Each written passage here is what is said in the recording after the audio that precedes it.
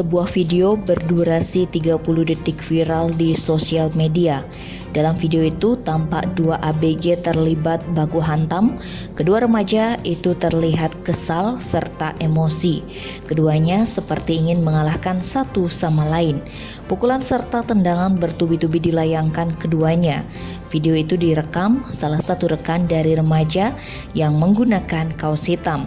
Disebutkan peristiwa baku hantam itu terjadi pada Sabtu 1 Januari di Jalan Melati Singaraja, tepatnya di depan kantor Perumda Tirtahita Den Bukit sekitar pukul 15.30 WITA. Video viral itu akhirnya diendus Satreskrim Polres Buleleng. Polisi pun langsung melakukan penyelidikan terhadap kedua remaja serta perekam video tersebut. Dua orang yang terlibat perkelahian di dalam video tersebut ternyata berusia 15 tahun. Satunya masih berstatus pelajar SMP dan satunya lagi siswa SMK. Video berdurasi 30 detik tersebut direkam salah satu teman dari remaja itu menggunakan HP kemudian langsung di-share. Kasih Humas Polres Buleleng AKP Gede Sumarjaya mengatakan pemicu perkelahian itu karena ketersinggungan.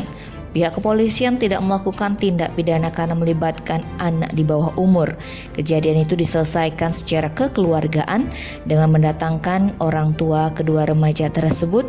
Kedua remaja itu pun berjanji tidak mengulangi perbuatannya. Tim Bali Express melaporkan.